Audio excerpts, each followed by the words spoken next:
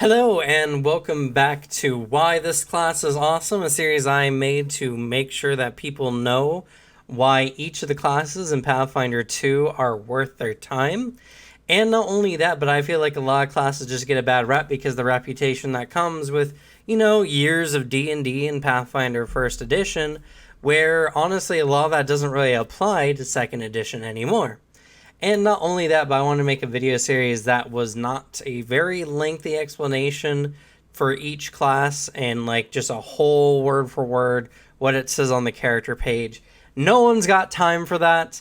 No one's here to listen to me talk about their move speed unless it's actually different. And like their proficiencies and yada yada yada. I'm here to just give out the facts of what makes a class cool, at least in my opinion, and give it to you in a very tight, compacted form that's very easy to digest. Now, I always like to kind of balance what makes a class interesting by their mechanical functionality, their roleplay potential, and just like what they add for exploration and combat. The three pillars of a game is combat, exploration, roleplay. So, you want to give your players a lot of that, and a lot of the classes I just talk about those functions. Beyond that, there's not really much else. But if you watch any of these videos and you feel that there's something I'm missing out as far as like, what about the classes I'm talking about, please let me know in the comments below. It's really handy. But, unlike Bard, I have way too much to talk about for Druid, and I will not get through all of it. I'm not making 2 videos, though. I'm just hoping that this satiates your appetite for the Druid. So let's go ahead and get started. And first I wanted to talk about one of the things that is really unique about Druid that a lot of people don't really realize is the Druid, just base, is really like tanky. And what I mean by that is they start out with medium armor proficiency. The only other caster that really gets that is Cleric when they go the War Priest route. So right there, bam, medium armor. Now, they do have a stipulation that they can't wear armor wearing metal, but, when you have things like scale mail and everything like that, you could have literal scale mail, like dragon scales, so scale mail. So there's a lot of really interesting ways you can pursue medium armors as a Druid, and that kind of limitation they have, I feel really adds to the flavor of Druid. But another feature that, again, doesn't get picked up by anyone else besides War Priest Cleric is shield block. There's such a good reason to just be a Druid holding a shield and using your magic, because shield block just negates damage, and it gives you more AC just holding it. So it's a really, really good option to just have. Next, let's talk about the Druid secret handshake that all Druids get to know and no one else gets to know because they're too cool for you. And that's Druidic. Now, Druidic is just a language that's unique to Druids, and you have to be a Druid to know Druidic. There's no way to know Druidic unless you have maybe some story reason for doing so. This is another wonderful roleplay opportunity where you go somewhere and your Druid can go and talk to other Druids and get secret information that the rest of the party would not have even gotten access to just because you understand Druidic. DMs, please, if you have a Druid, utilize Druidic to make them feel special. It's got way too much story potential, and it's really, really good. One more baked-in class feature before we start getting to the orders and the feats is Wild Empathy. It's actually kind of hidden OP because you can just go and make a request of animals for a simple request. Now, that doesn't sound really strong, but this does mean that animals understand what your character is saying, and maybe not to the same complexities, but they still understand it. And not only that, but typically, and for a lot of their other empathy abilities, they get a bonus, or at least the creatures will hear the Druid out no matter what. So getting a bonus to your make a request action for something that doesn't standardly have a very, let's be real here. Once your character's like level 5 plus, Your druid could ask an animal to do almost anything because their bonus will be way higher than their will DC, and you'll be critting their will DC like a lot. So, it's it's really kind of dumb and really kind of broken, but it's really cool. It just allows you to do certain things in the game, and there's so many opportunities to utilize this. But it's not the same as like being able to talk to them, and animals are kind of dumb. You just got to understand that like it's how you use an ability that makes it so good. And being able to convince any animal to do a simple action that you say is really, really good. All right, so one of the main reasons why this video is going to take so long is because there's so much information and so many build paths. No joke, Druid has the most build paths of any other class in the game, bar none, because Druids are elementalists. Now, if you're thinking Druids are all nature-wielding people from the Forest, you're wrong. They're actually elementalists. They're better than Avatar even.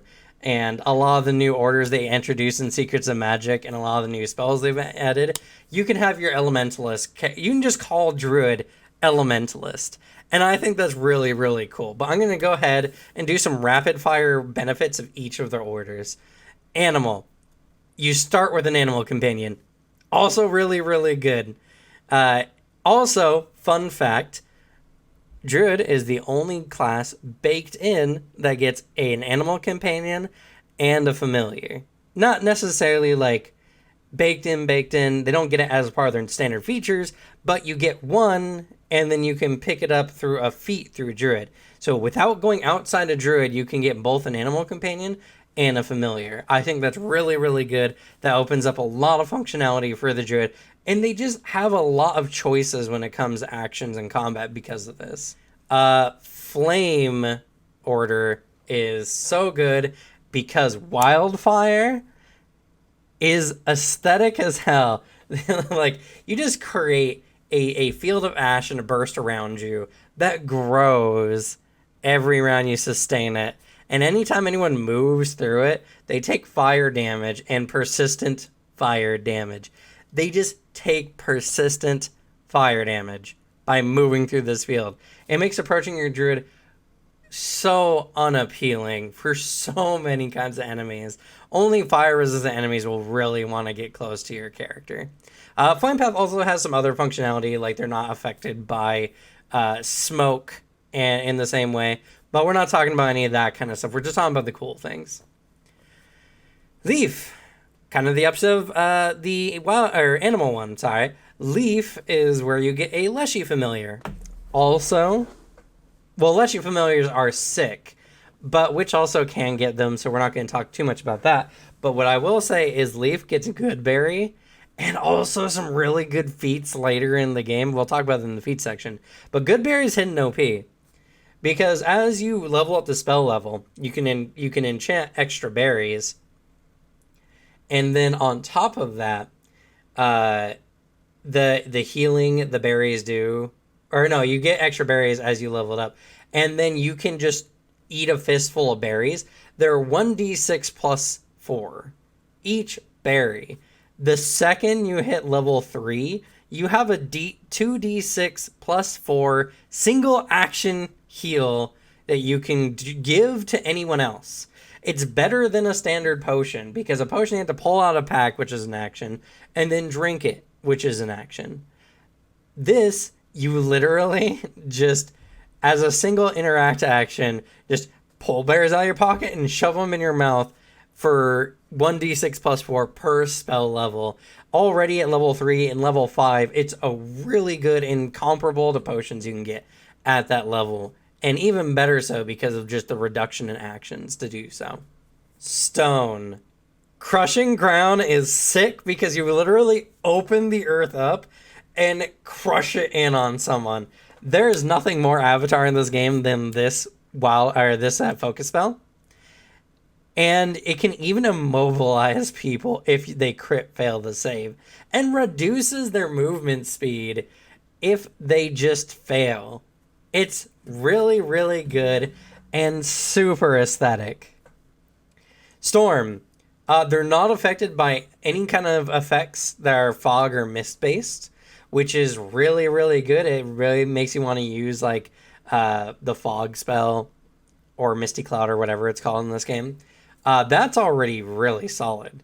But even better, Tempest Surge is so clutch because not only does it do damage and persistent electric damage, also does a D12 per spell level, which is pretty good.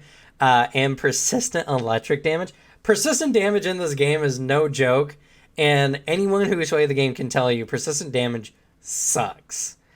But what makes Tempest Surge even better is the fact that it makes the enemy clumsy too if they fail the reflex save.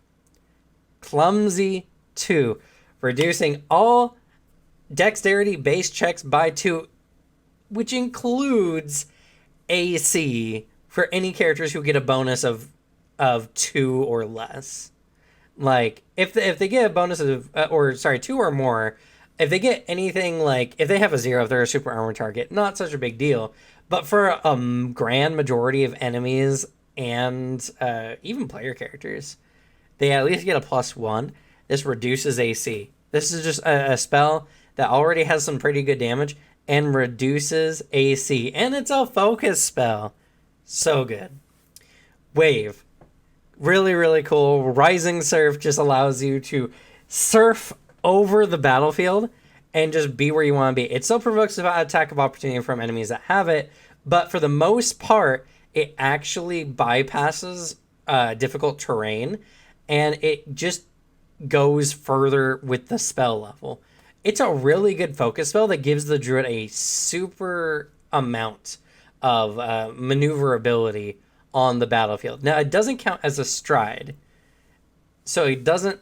Any stat bonuses you have to your movement don't necessarily apply to it, but it's still really, really good. The Wild Order is by far probably one of the coolest ones. I'll admit it, everyone always likes to mention it, but Wild Order is really cool. You're a shapeshifter. You get shapeshifting abilities. Not only that, but for every shapeshifting ability you pick up through your feats that just allow your wild morph ability to just transform into different creatures, you just get abilities. You just have a focus spell that just allows you to just transform a part of your body, allowing you to still keep your spell casting, but also get some additional effects. Wild Order is really, really cool. And if you just want to be a pure shapeshifter, this is the way to go. And this is the only class that really has the same kind of shape-shifting capability. So really, really, really good. All right.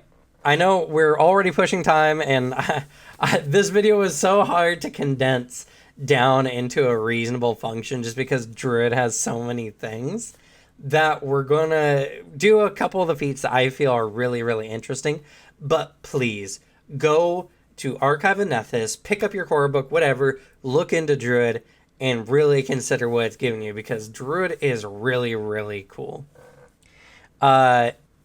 Speaking of which, already I can't talk about everything. There is such a wide variety of elemental feats that add to the elementalist kind of aesthetic. You can be an elementalist. Druid is also just Druid / elementalist. Really, really good. Tons of feat add to your elements that you've picked, essentially. And if you're crazy, you can even pick multiple elements, because you get the ability to, you can get another order that you can take feats from. So you can even have mixed elements if you're really crazy about the elementalist aesthetic.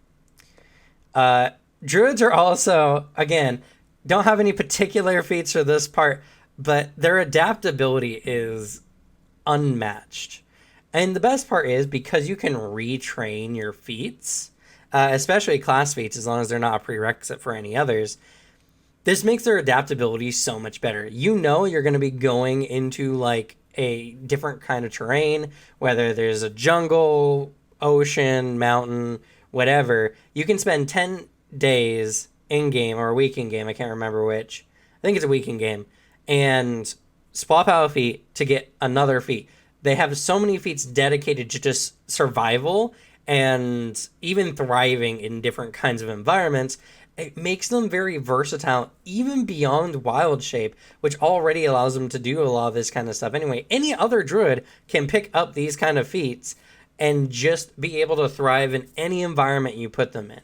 It's really cool. No other class gets the same kind of functionality as well as they do. And like, they just get a lot of these abilities, not even as a spell, but just as a function of the druid. Really, really good. Primal Summons is such a good feat and focus spell. It's nuts. If you are a druid who likes using summoning abilities, you can give any animal or plant slash fungus an element with the addition of a focus point. So good. It's a free action. It's not even a meta magic. It's just you enhance a creature. It is meta magic. Wait, what the hell? It's not a meta magic, but it is a meta magic because it works. Interesting. It's essentially a meta magic. There's not really anything different. It's a free action meta magic. Really, really cool. If you summon an animal or if you summon a plant or fungus-like creature, you can give them an element, which means you can have a flying bear with a 60-foot movement speed. You can have a fiery plant that does an extra d6 damage and has resistance to fire and weakness to cold and water effects. You can make any animal water-based and just give them a swim speed. And they can do like a wave action. They also get resistance 5 to fire. Like, they're in a burrowing speed. A burrowing speed is so good. There's so many options for this to be super handy. And you get this on any animal or fungus slash plant you can summon. There's so many monsters in the book that will just become broken with just this feat. Watch. But it's also aesthetic as hell because, again, Elementalist, really, really cool feature. And because of the elemental aspects of it, you can just further make even your spells elemental, even ones that aren't innately elemental. Really cool. Verdant Metamorphosis. I mentioned this before when I was talking about the Leaf Order. You become nigh unkillable. You turn into a plant person, which is really cool if that's your aesthetic. Really, really interesting. But on a 10-minute break in the daylight, you can rest and restore half of your max AP, or HP, sorry. Half of your max HP. Holy crap. There's also no limits to doing this. So just 20 minutes in daylight and your character's good to go. No resources, no spells, nothing. You just gotta survive the combat. Now, it is a little bit more niche than it first appears. First, it has to be done during the daylight. You have to be able to go outside to do it too. So you have to be actually outside in open daylight. Not super practical in some dungeon runs, actually most dungeon runs. But there's a lot of instances where this is really, really cool. Also, if you do a full rest, you remove most like permanent-ish effects just on your body due to it. It's really, really good. All right, last feature I'm going to talk about in this video, but please go look at Druid. Really, really cool. But Impaling Briars is a late game feat. I know, I understand, and a lot of these feats are kind of more on the late game side of things, but please understand, this is so cool. You make 100-foot burst of briars, and you can just make spell effects in that field as like an action every round. It's so good. You can make a wall. You can have the briars attack people, impede people. You can attack enemies 20 feet off the ground with briars. Like, you just become the master of nature in everything you touch. And it's so, so good. There's so much more. There's so much more. I could not have spoken about as much as I wanted to in this video. And please don't get me wrong. Just because Druid had a little bit more in his video than Bard doesn't make Bard any less, like, awesome. The difference is that Druid has so many different paths to take that each one is really, really cool. While Bard has just a good core functionality that just functions for most Bards that you play. So they both have their own things. just know that like Druid just has a lot of options, especially when it comes to aesthetic appeals, where Bard is just very functionally good in a lot of situations. But that is going to be it for this video. I hope I did Druid justice. I don't play Druids a lot, but looking into this, I might get into Druid because they got a lot of I did not think I was going to talk this much on Druid. I knew all the classes are good. As I mentioned before, all the classes are good. But I didn't know how good some of these classes are until I read into them just a little bit more than just the surface level. And Druid is definitely one of those classes that I feel that people don't really get because it has this weird like wild person, like, oh, save the tree is kind of aesthetic. But in actuality, Druid has a lot of story potential that goes beyond just that. And so many of their features already just bleed interesting story ideas. So with that, we're going to end this video. Thank you all so much for being here. If you want, check us out. We're doing a multi-streaming on Facebook, YouTube, and Twitch. So you can check us out on your favorite platform. We do 3 games a week, and we play a variety of games, mostly Pathfinder 2nd Edition, but we also play other games as well. So check us out when we're streaming. I stream Monday, Tuesday, Wednesday, 4 p.m. to 8 p.m. Pacific Standard Time, when the stars align and no one has to call out. We're trying to work on our efficiency for that, but it is what it is. I always will advocate life before a game first. But what you can rely on is this content here. Once a week, we're producing a video where we're talking about cool stuff about Pathfinder 2 and other games as well. Also, you can check out my Discord down in the description and join us.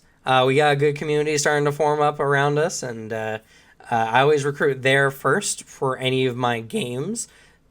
So make sure you go ahead and jump in with the possibility of coming to play with us in the future.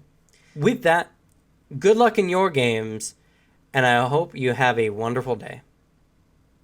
Goodbye.